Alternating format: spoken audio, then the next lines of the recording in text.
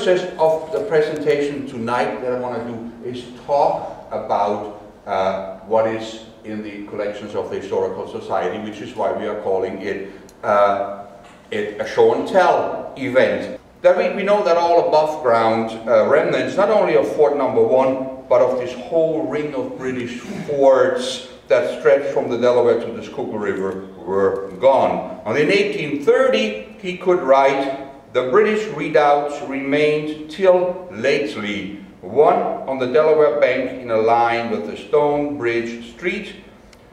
There were no houses near it, and now it is all built up." Well, obviously, in those 175 years since Watson's wrote these lines, a lot of changes have taken place, not only in Kensington, but in the country as a whole. And not only are the redoubts gone forever, but that doesn't mean that we cannot recreate a virtual image of the past, especially when it concerns an image or an aspect or a component of the past that is as important in the history of Philadelphia as the British occupation or liberation, depending which side you're on, in 1777 and 1778. But what it takes is some research in primary sources to recreate this image of the past. And for the history of Philadelphia, obviously, there's no better place to look than in the collections of the historical societies.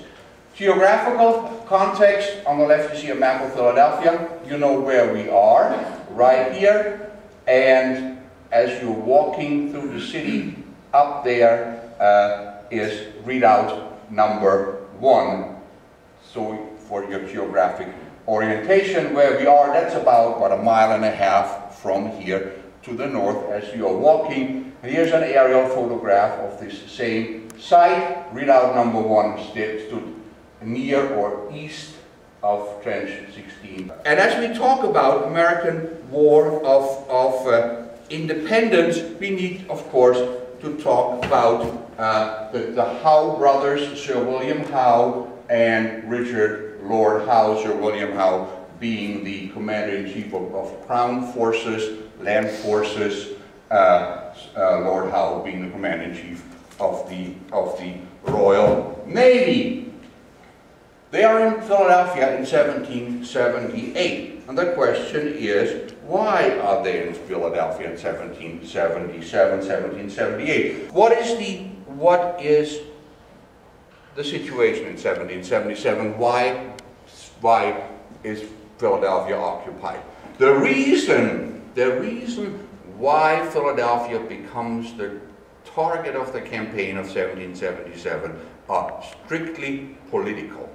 They are strictly political because by the summer of 1777, Lord Howe has realized, as one of the few Englishmen, has realized that there is no military solution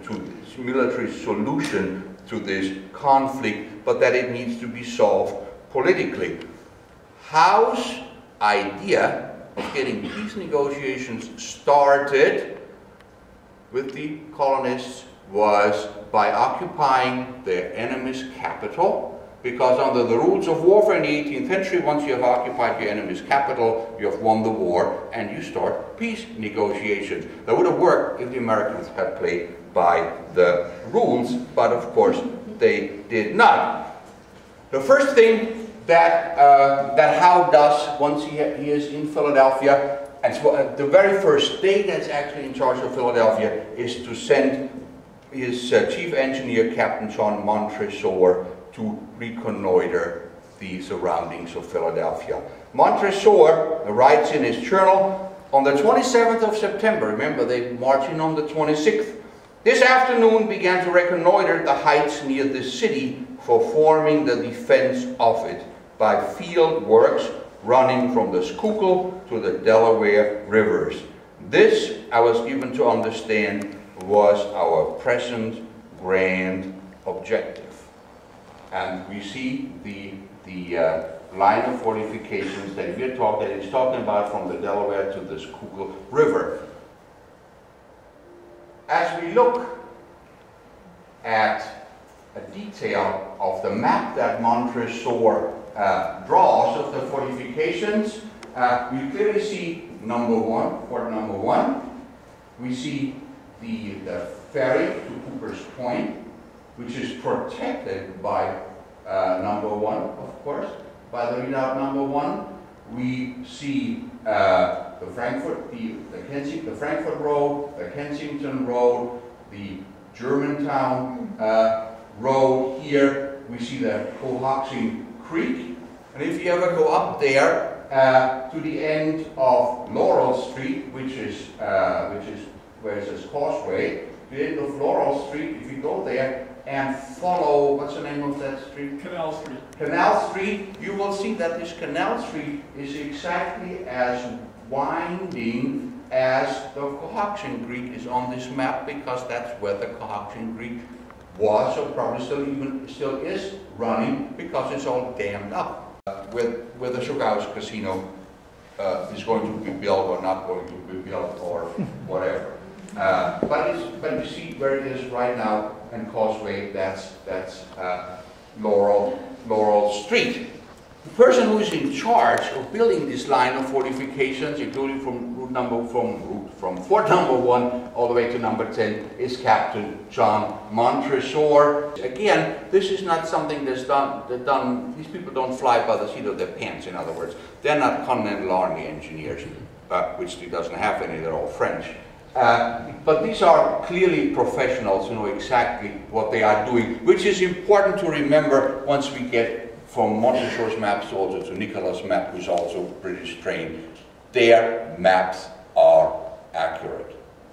If they put a scale on there and saying it's 1 yard to the inch, you better believe it. But here we see again the dam and the causeway and the Cohoxing Creek as he goes up, and then just number 3, 4, 5, 6, and 7. As Torben said at the introduction to this, we're up to what, 16 original maps now that show clearly where the different readouts are, drawn by British, American, and as we'll see in a couple of minutes, even by French.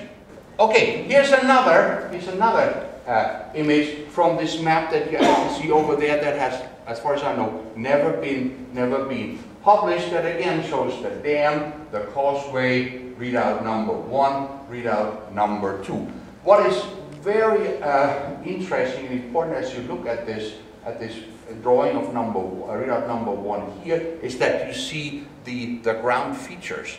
It clearly shows how this redoubt is on a height of probably 12 to 15 feet above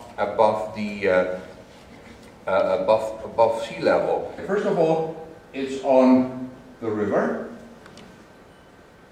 Secondly, it has an outlying gun battery, and this redoubt has 8 guns. All the others have 2, mostly 6-pounders. I am British, I am 6-pounders. There are also a couple captured American bronze guns, which they have gotten from the French. What is also different are the gun platforms, number 3 to 4 over there. And if you remember back at the drawing I showed you of Montresor, how to make this gun platform. And what is also different are that there are barracks right in the center of this fort. Indexes here, you'll see that there are all sorts of strange collections.